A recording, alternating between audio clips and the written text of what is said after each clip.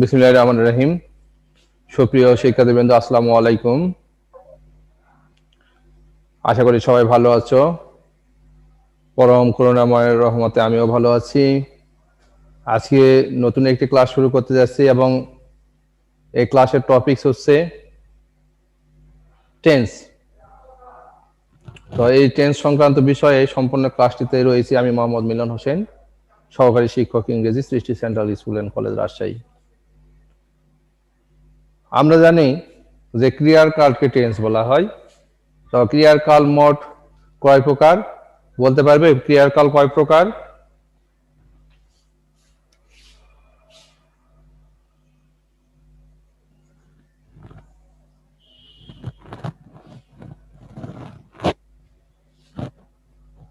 Present,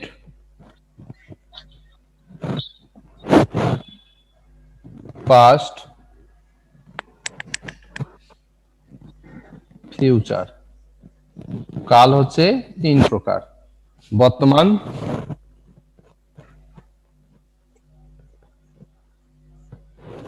অতীত,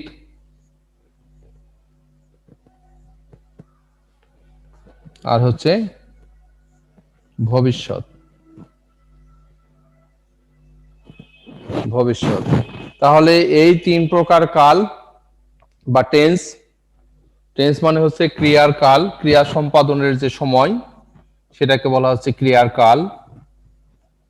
কাল বলতে আমরা সময়কে বুঝছি। তো আমরা এই ক্রিয়ার কালকে আমরা ক্লাসিফিকেশন করলাম, সেই অনুযায়ী প্রেজেন্ট, পাস্ট এবং ফিউচার এই তিন ধরনের ডিভাইডেশনটা আমরা পেয়েছি। তো আমরা এই তিন ধরনের ক্রিয়ার কালকে, প্রেজেন্টকে যদি ভাঙি তাহলে চার ধরনের পাওয়া যাবে, পাস্টকে ভাঙলে চার ধরন এবং ফিউচারকে ভাঙলে আবার চার ধরন, মোট 12টি ক্রিয়ার কাল রয়েছে। তার মানে প্রেজেন্টকে ভাঙলে আমরা কি কি পাবো? হ্যাঁ সাদিয়া বলো তো, প্রেজেন্টকে ভাঙলে আমরা কোন কোন টেন্স গুলো পাই?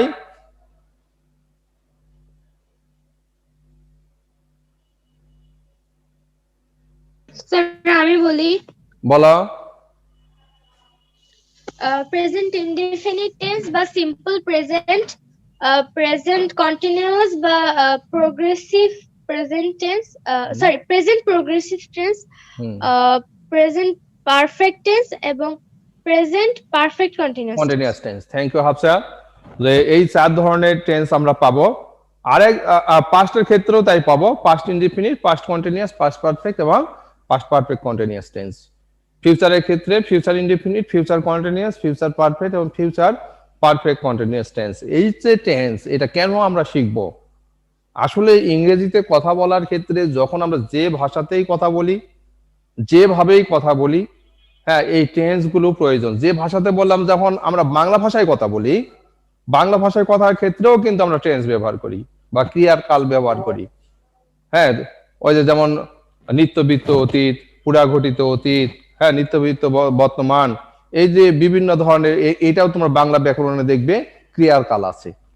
হ্যাঁ তো এই যে কাল বা সময়, এটা প্রত্যেকটা ভাষী লোকের জন্য প্রয়োজন। যারা ফ্রান্সের ভাষায় কথা বলে তাদেরও দেখো এ ধরনের তাদের নিজস্ব স্ট্রাকচারে কিন্তু টেন্স রয়েছে।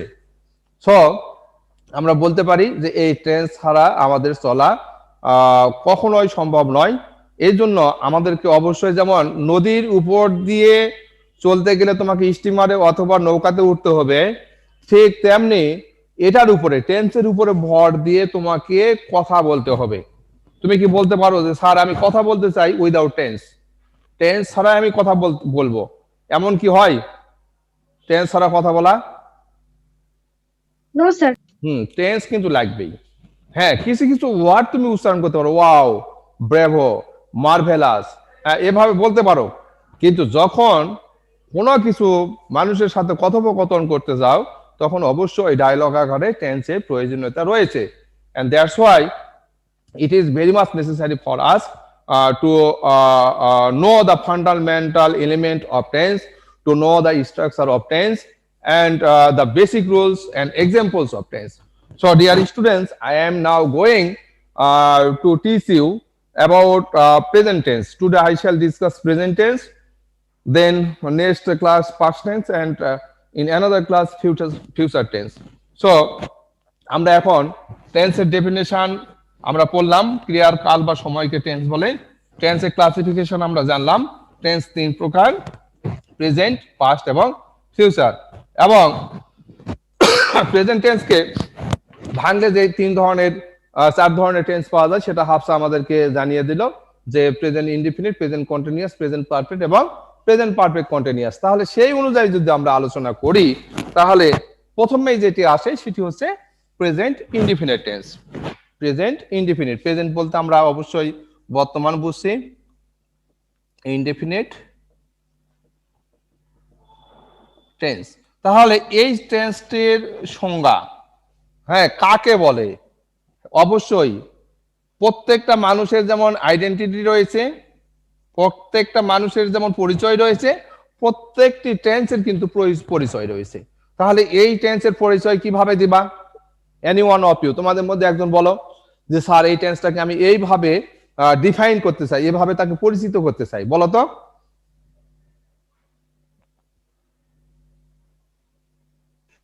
স্যার এটার সংজ্ঞাটা বলবো?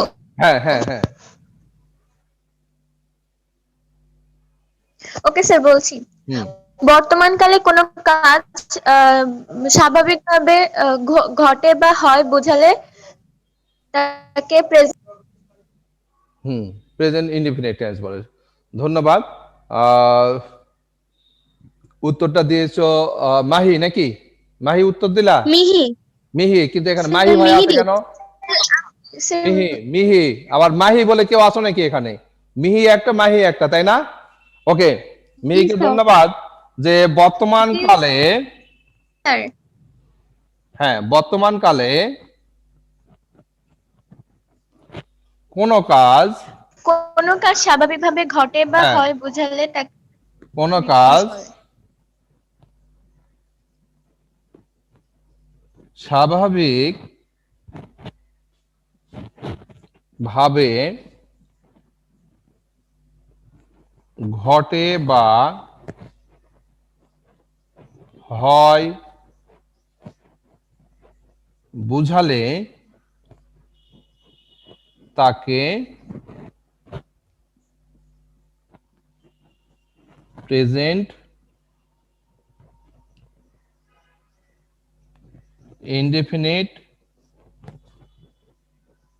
টেন্স বলে।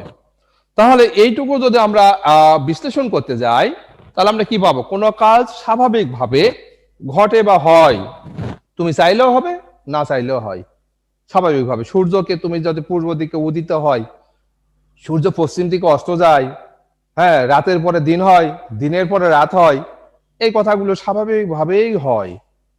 রাতে আকাশে চাঁদ দেখা যায়, দিনের বেলা সূর্য আমাদের কিরণ দেয়, এটা স্বাভাবিকভাবেই হয়, তুমি চাইলেও হয়, না চাইলেও হয়। তাহলে এই যে জিনিসগুলো ঘটে বা হয় সেগুলোকে আমরা প্রেজেন্ট ইনডিফিনিট টেন্স বলে আখ্যায়িত করছি। তবে এর সাথে আমরা আবার দুইটি কথা আমরা যুক্ত করতে পারি। এটির মধ্যে লুকায়িত থাকে দুইটি কথা, একটি হচ্ছে চিরন্তন সত্য ঘটনা, আর একটা কি বলতো? এবং অভ্যাসগত কাজ, আর হচ্ছে চিরন্তন সত্য। জি জি, হ্যাঁ হ্যাঁ, অভ্যাসগত কর্ম এবং চিরন্তন সত্য ঘটনাগুলো কিন্তু এই টেন্সের মধ্যে চলে আসে। তাহলে অভ্যাসগত কর্ম, যে প্রতিদিন আমার বাবা খবরের কাগজ পড়েন, প্রত্যেকদিন, হ্যাঁ, আমি ভোরে ফজরের নামাজ পড়ি, তাহলে এটা অভ্যাসগত কর্ম। আর চিরন্তন সত্য ঘটনাগুলো আমি বলে দিলাম যে সূর্য পূর্ব দিকে উদিত হয়। এখন এটা কিন্তু পৃথিবীর সব দেশের সূর্যই কিন্তু পূর্ব দিকে উদিত হয়, না কি মনে করো? তোমরা কি মনে করো? সূর্য কি পৃথিবীর সব দেশে কি সূর্য কি পূর্ব দিকে দেখতে পায়? ইয়েস স্যার, মনে হয়। জি স্যার, অফকোর্স পূর্ব দিকে দেখতে পায়, কেননা সূর্য কিন্তু স্থির, পৃথিবী ঘুরছে, পৃথিবী ঘুরতে ঘুরতে সূর্যের সামনে যে দেশটি আছে, হ্যাঁ, সেই দেশটি কিন্তু সূর্যকে পূর্ব দিকে দেখছে। হ্যাঁ, যার কারণে এই কথাটা কিন্তু চিরন্তনের একটা সত্য কথা যে সূর্য পূর্ব দিকে উদিত হয়। তুমি জাপানে যাও, জাপানের লোকেরাও তাই বলবে, তুমি কানাডাতে যাও, কানাডার লোকেরাও কিন্তু তাই বলবে। তাহলে এই চিরন্তন কথাগুলো সত্য কথা এবং অভ্যাসগত কর্মগুলো প্রেজেন্ট ইনডিফিনিট টেন্সের মধ্যে অন্তর্ভুক্ত। তাহলে গেল সংজ্ঞা। এরপরে আমরা এই টেন্সের গঠন প্রণালী সম্পর্কে আলোচনা করব। এই টেন্সের গঠনটা আবার কিন্তু একটু অন্যান্য টেন্সের তুলনায় একটু ব্যাপকভাবে আমাদের আলোচনার বিষয়। তাহলে আমি একটু নাম ধরে বলি। সুবাদ বলো তো, সুবাদ তুমি বলো এটার গঠনটা কি হবে? সাবজেক্ট প্লাস, আমি স্ট্রাকচারটা বলবো। হ্যাঁ হ্যাঁ স্ট্রাকচারটা সাবজেক্ট প্লাস ভার্বের প্রেজেন্ট ফর্ম প্লাস অবজেক্ট। আচ্ছা, আমি একটু সংক্ষেপে লিখি। সাবজেক্ট প্লাস V1 মানে ভার্বের প্রেজেন্ট ফর্ম দিলাম প্লাস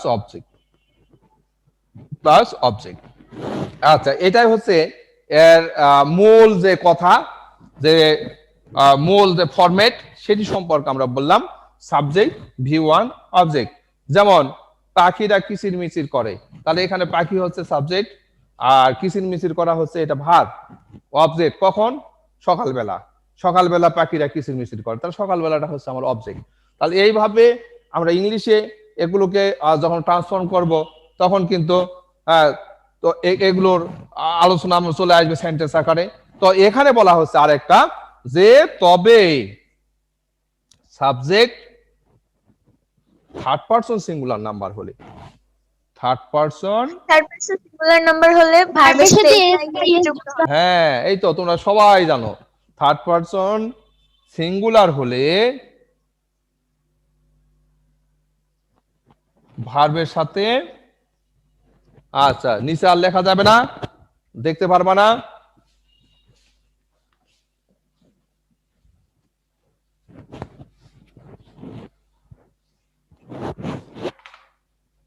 ভার্বের সাথে এস বা ইএস যুক্ত হয়। এখন বিষয় হলো থার্ড পারসন সিঙ্গুলার নাম্বার। এখানে পারসন আবার কয় প্রকার বলো তো? পারসন কয় প্রকার? 3 প্রকার। 3 প্রকার। তিন প্রকার। হ্যাঁ কি কি? First first person, second person, third person. Okay, first, second, third.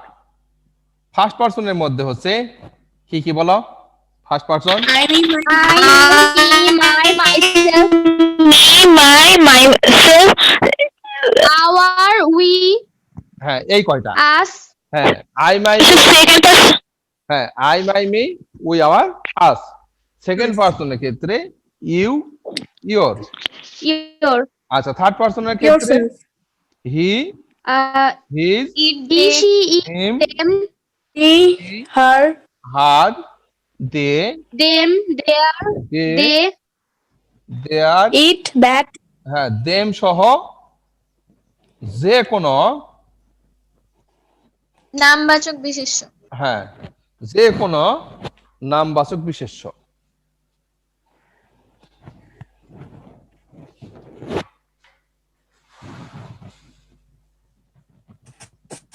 নামবাচক বিশেষ্য। এখন বিষয় হলো যে আমরা কিন্তু বলেছি যে subject third person singular number হলে, তাহলে এখানে দেখো হি বলতে একজনকে বোঝাচ্ছে, সি বলতে একজনকে বোঝাচ্ছে, এখানে আমরা সাবজেক্টকে ধরতেছি, এগুলা সাবজেক্টিভ ফর্ম। কিন্তু দে, দে মানে তো তারা, থার্ড পারসন এখানে কিন্তু প্লুরাল। এই জন্য দে এর ক্ষেত্রে ভার্বের সাথে এস বা ইএস যুক্ত করতে পারবো না। আমরা শুধুমাত্র হি, সি সহ যে কোনো নামবাচক বিশেষ্য মানে যে কোনো একটা নাম, এটা হ্যাঁ কোনো ব্যক্তির নাম হতে পারে, কোনো জায়গার নাম হতে পারে, হ্যাঁ কোনো পশু পাখির নাম হতে পারে, এক্ষেত্রে একজনের যদি বোঝায় তাহলে সেক্ষেত্রে আমরা ভার্বের সাথে এস বা ইএস যুক্ত করব। তাহলে আই এর ক্ষেত্রে আই তো ফার্স্ট পারসন, থার্ড পারসন না, আমরা ভার্বের সাথে এস বা ইএস দিতে পারবো না। সেকেন্ড পারসনের ক্ষেত্রেও দিতে পারবো না। তার মানে আই ইউ এবং দে থাকলে কখনো কিন্তু ভার্বের সাথে এস বা ইএস হবে না, শুধুমাত্র ভার্বের V1 মানে ভার্বের প্রেজেন্ট ফর্মটা হবে। আচ্ছা, আর এগুলো হয়তো বলতে পারো স্যার মি, আওয়ার এগুলো দিয়ে কিছু বললেন না। হ্যাঁ তাহলে আওয়ার কিন্তু পসেসিভ, আওয়ার হেডমাস্টার, হ্যাঁ আওয়ার টিচার্স, এভাবে কিন্তু এগুলোর পরে সাধারণত যদি সিঙ্গুলার কোনো নাউন বসে তাহলে ভার্বের সাথে এস বা ইএস হবে, কিন্তু প্লুরাল নাউন বসলে ভার্বের সাথে এস বা ইএস হবে না। তাহলে এরপরে আমরা যদি এখন এটার উদাহরণ দিতে যাই তাহলে কি দাঁড়ায়? উদাহরণ যদি দিতে চাই, যেমন our teachers love us very much. তাহলে দেখো এখানে কিন্তু আমি ভার্বের আওয়ার টিচার হচ্ছে সাবজেক্ট, লাভ হচ্ছে V1, এই যে আস থেকে শুরু করে এইটা অবজেক্ট হিসেবে ধরছি, অবজেক্ট এবং এটা কমপ্লিমেন্ট। তাহলে সাবজেক্ট দেখো আওয়ার টিচার্স প্লুরাল না, টিচার্সটা কিন্তু প্লুরাল, যার কারণে জি স্যার। থার্ড পারসন, টিচার অবশ্যই থার্ড পারসন কিন্তু সিঙ্গুলার না, প্লুরাল হওয়ার কারণে ভার্বের প্রেজেন্ট ফর্ম। কিন্তু এখানে যদি বলা হয় my mother loves me very much, তাহলে এখানে কিন্তু ভার্বের সাথে আবার এস ঠিকই যুক্ত করলাম। কেন করলাম? যে এখানে মাই মাদার বলতে তোমার মা বা আমার মা, একজনের মা বুঝাচ্ছে, এখানে কিন্তু মাদার্স নেই, আছে মাদার। তাহলে এই মাদার থাকার কারণে third person singular, and that's why হ্যাঁ এই ভার্বের শেষে আমরা কি করলাম, এস বা ইএস যুক্ত করলাম। ক্লিয়ার হয়েছে? Yes sir. আচ্ছা, আবার এই যে আমরা বললাম না যে উই লাভ আওয়ার কান্ট্রি, তাহলে উইটা কি? ওইটা হচ্ছে কিন্তু ওইটা হচ্ছে ফার্স্ট পারসন। প্লুরাল। হ্যাঁ ফার্স্ট পারসন, আবার এটা প্লুরাল, সিঙ্গুলার না। আমরা একের অধিক হলেই প্লুরাল, সেক্ষেত্রে ভার্বের কিন্তু এখানে প্রেজেন্ট ফর্ম যুক্ত হবে, কিন্তু ভার্বের সাথে এস দেওয়া যাবে না। তো আমি কয়েকটি বাংলা লিখছি, এটার ইংলিশ তোমরা অবশ্যই আমাকে বলবে, এবং অবভিয়াসলি এটা প্রেজেন্ট ইনডিফিনিট টেন্সের উপরেই। হ্যাঁ তোমরা অবশ্যই যাকে ধরবো সেই শুধু বলবে, সবাই একসাথে বললে হবে না। যদি যাকে ধরবো সে পারবে না, আরেকজনকে তখন আমি বলার সুযোগ দিব।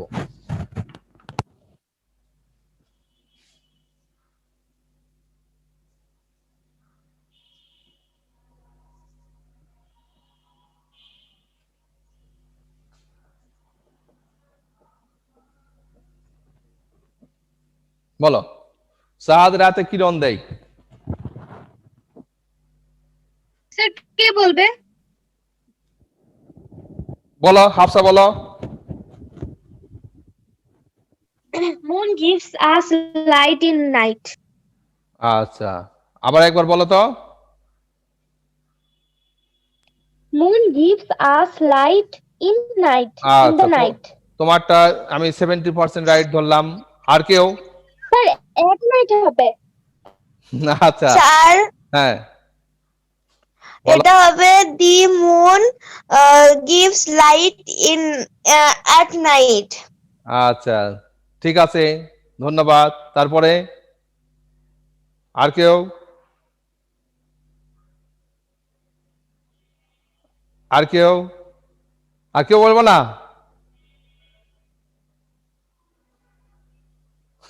স্যার আপনি বলেন। আচ্ছা আমি বলবো, আমি তো বলবো, অবশ্যই আমি বলবো। হ্যাঁ তাহলে দুইজন মাত্র উত্তর দিলা, আর কিন্তু দিলা না। আচ্ছা হাফসা কিন্তু, স্যার হ্যাঁ বলো বলো বলো। দাম sir the moon shines at night. হ্যাঁ এই কথাটা কে বললো? কে বলছো? মিহি? মিহি। হ্যাঁ স্যার আমি মিহি। হ্যাঁ আমি কিন্তু এটাই বলতে চাচ্ছিলাম, দা মুন। হাফসা কিন্তু মনের আগে দা বলনি। আর্টিকেলের একটা নিয়ম ছিল যে একক বস্তুর নামের পূর্বে দি বসে। স্যার ভুলে গেছিলাম। হ্যাঁ হ্যাঁ হ্যাঁ, তাহলে একক বস্তুর নামের পূর্বে দি বসে, তারপরে শাইন। শাইন মানে কিন্তু এখানে কিরণ দেওয়া, বুঝছো? জল জল করা, যেটা শাইন করে চকচক করে সেটাই কিরণ। হ্যাঁ চাঁদের যেটা কিরণ সেটা কিন্তু চকচকেই হয়, বা আলোটা কিন্তু ছড়িয়ে যায়। The moon shines at night, at night. এখন দেখো নাইটের ক্ষেত্রে কিন্তু ইন দা মর্নিং হয়, আবার এট নাইট হয়। আমরা কিন্তু এই প্রিপজিশনের ক্ষেত্রে মাঝে মাঝে আমরা করি কি, যে বড় সময়ের পূর্বে ইন হয় আর ছোট সময়ের পূর্বে এট হয়, কিন্তু এখানে আমরা একটু ব্যতিক্রম দেখছি না? তাহলে সকাল কি রাতের থেকে বড় বলো? কিন্তু নাইটের পূর্বে কিন্তু সব সময় এটই হয়, এট নাইট, ইন নাইট বলা যাবে না। বুঝতে পেরেছো? The moon shines at night. তাহলে এটা হলো, দেখো দা মুন হচ্ছে থার্ড পারসন সিঙ্গুলার নাম্বার, এটা সাবজেক্ট। একটা বোঝানোর কারণে এখানে ভার্বের সাথে সাইন হচ্ছে মেইন ভার্ব, এস যুক্ত করা হলো। আর এট নাইট এটা হচ্ছে অবজেক্ট। Yes, আচ্ছা, sir.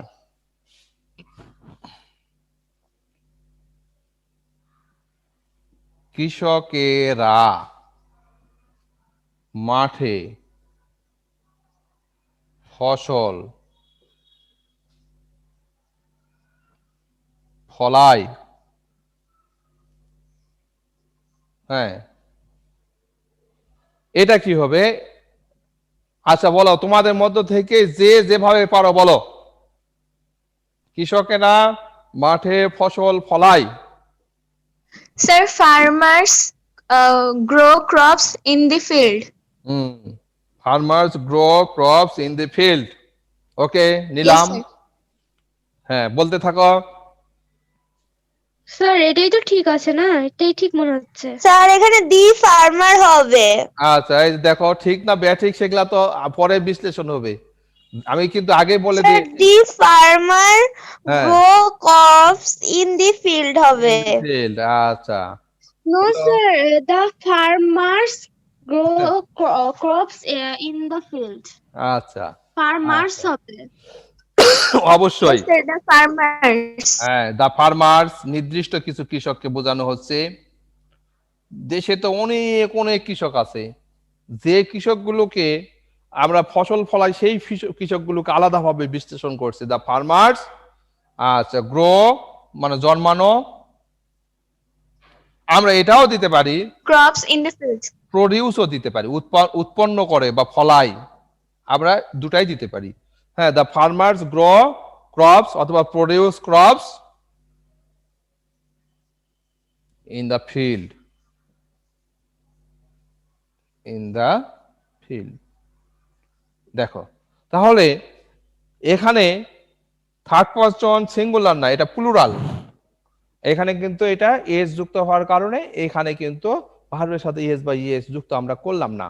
এখন বিষয় হলো যে আমরা কিন্তু এই টেন্সটার আলোচনা করেছি, সংজ্ঞা আলোচনা করেছি, এর গঠন আলোচনা করতেছি, এর এক্সাম্পল, কিন্তু মাঝখানে একটা টপিকস আলোচনার বাইরে থেকে গেছে। এটা কি বলতো? চেনার উপায়। হ্যাঁ, চিনার উপায়। তাহলে এটা চিনার উপায়টা একটু বলো দিকে আমাকে কেউ। বাংলা ক্রিয়া শেষে কি থাকে?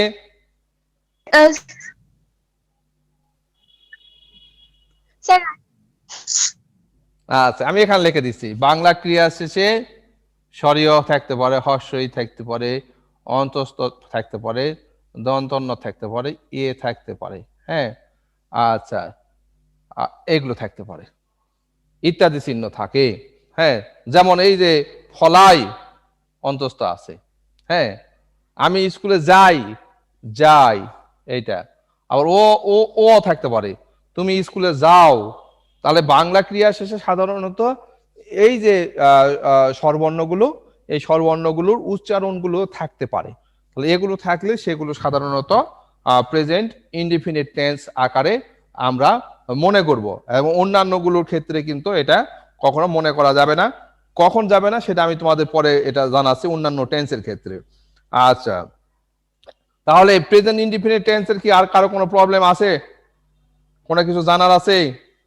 No, sir. আচ্ছা, তাহলে আমি কি প্রেজেন্ট কন্টিনিউয়াসে চলে যাব? Ji, sir. আচ্ছা, তাহলে এটা সম্পর্কে শেষ।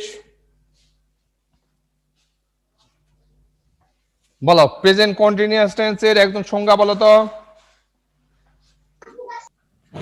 বর্তমান কালে কোনো কাজ মানে এখনো চলমান বোঝায়, তাহলে তাকে প্রেজেন্ট কন্টিনিউয়াস টেন্স বলে বা প্রোগ্রেসিভ টেন্স। হুম, তাহলে এটা সংজ্ঞা দাঁড়াবে, সবই তো প্রেজেন্ট, প্রেজেন্ট মানে বর্তমান। তাহলে বর্তমান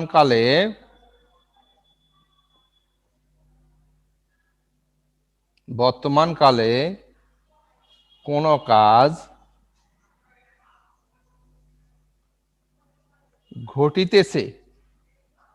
ঘটিতেছে বা চলিতেছে বুঝালে তাকে প্রেজেন্ট কন্টিনিউয়াস টেন্স বলে। আচ্ছা, মানে চলমান যেটা, এই যে আমি তোমাদের ক্লাস নিচ্ছি এটা কন্টিনিউয়াসের মধ্যে, তোমরা আমার ক্লাসে পার্টিসিপেট করে কথা শুনতেছো, এটাও কিন্তু চলমান। তো যার কারণে এগুলো কিন্তু কন্টিনিউয়াস টেন্স। তাহলে এটা আমি যদি এখন চিনার উপায় বলি, সহজে বলতে পারবা, একজন বলো চিনার উপায়। স্যার চেনার উপায় হচ্ছে তেছো, তেছি, তেছেন, তেছি, তেছি ইত্যাদি। ওকে, বাংলা ক্রিয়ার শেষে, বাংলা ক্রিয়ার শেষে তেছো, তেসে, তেসি, তেছেন, তেসেন ইত্যাদি চিহ্ন থাকে। আচ্ছা, ইত্যাদি চিহ্ন থাকবে। এরপরে আমরা কি করব, গঠন, তাই না? গঠন, গঠনটা Sir, I বলি বলো। Subject plus am is are plus verb plus ING plus object. হ্যাঁ, subject plus am is are plus verb plus ING plus object.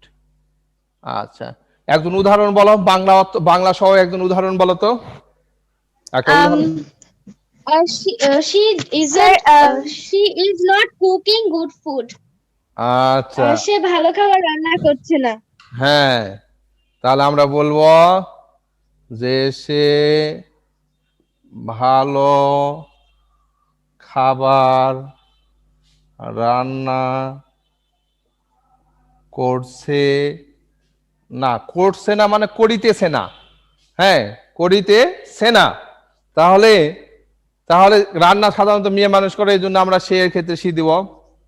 তারপরে সি এর ক্ষেত্রে এই যে এম ইজ আর, কোনটা ম্যাচিং হয়, সি ইজ, সি ইজ। তাহলে না, না এর জন্য নট। মূল ভার্ব কি, রান্না করা, রান্না করা ইংলিশ হচ্ছে কুক, কুক, তার সাথে আইএনজি। হ্যাঁ, তাহলে শি ইজ নট কুকিং। কিরকম খাবার, ভালো খাবার, গুড ফুড। হ্যাঁ, স্বাস্থ্যকর খাবার, নিউট্রিশিয়াস ফুড। যদি এখানে ভালো খাবার বলতে আমরা যদি আমরা স্বাস্থ্যকর খাবারকে বুঝি, তাহলে এটাকে আমরা বলছি নিউট্রিশিয়াস ফুড। তো মোটামুটি দেখো এটা হলো। এবারে একটু ইন্টারোগেটিভ হিসাবে একটু একজন বলো তো, একটা সেন্টেন্স বলো ইন্টারোগেটিভ। আর ইউ স্লিপিং, বলো। আর ইউ স্লিপিং, আচ্ছা, আর ইউ স্যার এটা স্লিপিং। ইন্টারোগেটিভ। হ্যাঁ, আচ্ছা, তাহলে এটা হচ্ছে তুমি কি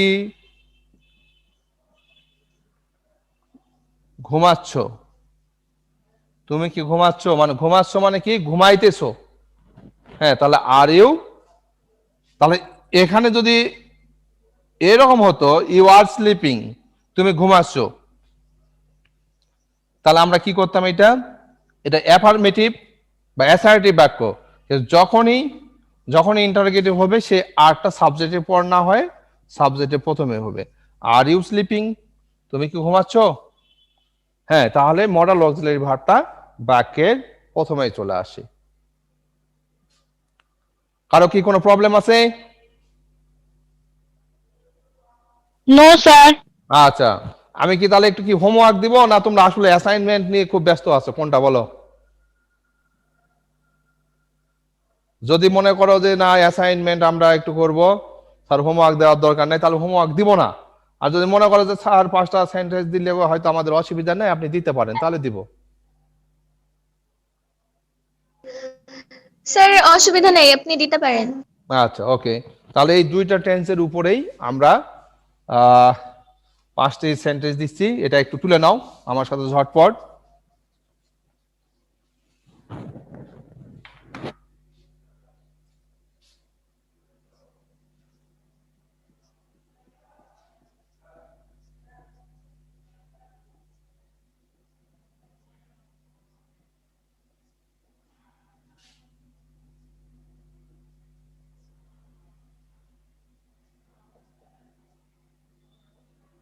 আমি প্রতিদিন সকালে হাঁটি।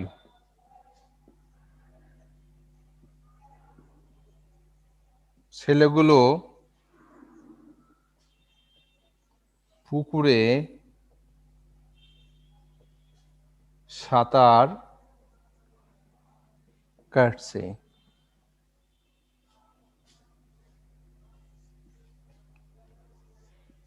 তুমি কি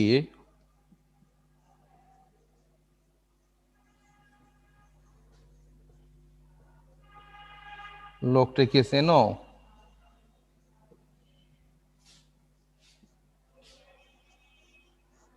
মা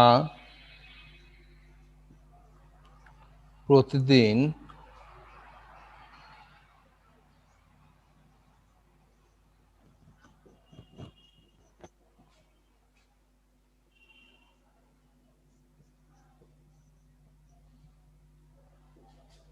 এই কোরআন বানানটা কি ঠিক আছে?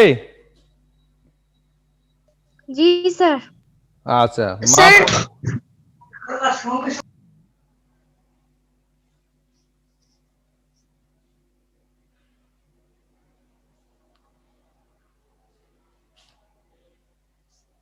সে কি তোমাকে সাহায্য করে?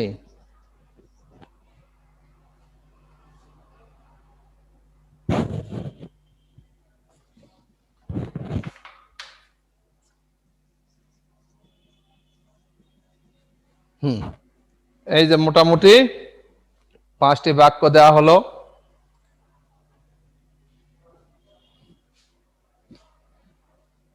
এটা ট্রান্সলেশন করে অবশ্যই একটু গ্রুপে দিয়ে দিও, আমি তোমাদেরকে অবশ্যই এগুলোর কমেন্ট করব। স্যার আজকের হোমওয়ার্কটা পাঠিয়েছি, দেখে দিন প্লিজ। আজকের হোমওয়ার্ক কি করেছো? গ্রুপে পোস্ট করেছি, গ্রুপে আচ্ছা পোস্ট করেছি। আচ্ছা আচ্ছা, ঠিক আছে। তো মোটামুটি মনে হয় সবার তোলা হয়ে গেছে, তাই না? Yes sir. ওকে ওকে, আমরা আগামীতে আবার পরবর্তী টেন্সগুলো পর্যায়ক্রমে আলোচনা করব। তো সবাই ভালো থাকবে, সুস্থ থাকো। হ্যাঁ, এবং যেটি না বললেই নয় সেটি হচ্ছে, একটু আগে যেটা ম্যাডাম বললো যে সব সময় মোবাইল ফোন তোমাদের হাতে আছে বলে এটা নয় যে মোবাইল ফোন নিয়ে সব সময় থাকতে হবে। মোবাইল ফোনের বাইরেও কিন্তু তোমাদের পাঠ্যপুস্তক তোমাদের কিন্তু সামনে আছে, এটাকে বেশি বেশি মানে চর্চা করতে হবে। আরেকটা বিষয় যে তোমাদের এবারে অ্যাসাইনমেন্টে কিন্তু গার্হস্থ্য বিজ্ঞান কিন্তু দেওয়া আছে। হ্যাঁ, তো এই গার্হস্থ্য বিজ্ঞানটি তোমাদের ক্লাসে যদিও পড়ানো নাই, তোমরা এই যে চ্যাপ্টার অনুযায়ী যদি বই খুলে একটু দেখো, প্রশ্নগুলো খুব সহজ মানের দেওয়া আছে, তোমরা সেগুলো সুন্দরভাবে উত্তর করতে পারবে। এখানে কিন্তু ঘাবড়ানোর কিছু বিষয় নেই। তো ডিয়ার স্টুডেন্টস, সবসময় মনে রাখবে যে ভালো কাজের সাথে থাকলে ভালো কিছুই পাওয়া যায়। আর একটা জিনিসকে আমরা তখনই খারাপ বলি যখন ওই জিনিসটা থেকে খারাপ কিছু আউটপুট আসে। এই জন্য কিন্তু ওই যন্ত্রটার কোনো দোষ নেই। আমি মোটরসাইকেল চালাই, এই মোটরসাইকেলটা যদি কোনো কারণে অ্যাক্সিডেন্ট হয় তাহলে অবশ্যই আমার দোষে হয়েছে, মোটরসাইকেলের দোষে হয়নি। অতএব তোমার কাছে যে মোবাইল ফোনটি রয়েছে সেটি ব্যবহার কতখানি উপকার, কতখানি ব্যবহার করলে তোমার উপকারে আসবে ততখানি ব্যবহার করবে, তার বেশি অবশ্যই না। তো অবশ্যই ভালো থেকো, সুস্থ থেকো, এবং যেহেতু সবসময় বাবা মার টাচে আছো, বাবা মার কথাবার্তা শুনবে, তাদের কথা মতো চলবে। বাবা মার থেকে পরম বন্ধু আর কিন্তু কেউ নাই। এই জন্য বাড়িতে আছো, সবসময় মাকে একটু হেল্প করবে, অথবা বাবা যে পরামর্শটুকু দিচ্ছে সেটি অবশ্যই ভালো মনে শুনতে হবে। কখনোই মনে করবে না যে বাবা বা মা আমার বিরুদ্ধে কথা বলছে। কোনো বাবা মা সন্তানের অমঙ্গল চায় না, এটা অবশ্যই ভাবতে হবে। যখন তোমরা এক সময়ে আমাদের মতো বাবা মা পর্যায়ে চলে যাবে তখন কিন্তু এই বাবা মার কথাগুলো মনে পড়বে, কিন্তু তখন আর তো চিন্তা করে লাভ নাই। অতএব প্রত্যেকটা সন্তান যেমন তার বাবা মাকে ভালোবাসে, ঠিক তার থেকে কম ভালোবাসে না কিন্তু বাবা মা সন্তানকে। এইটুকু উপলব্ধি করবে, বাবা মাকে সম্মান করবে, শ্রদ্ধা করবে। এই বলে আমি আমার বক্তব্য শেষ করছি। আল্লাহ হাফেজ। Assalamu alaikum, sir. ওয়ালাইকুম আসসালাম।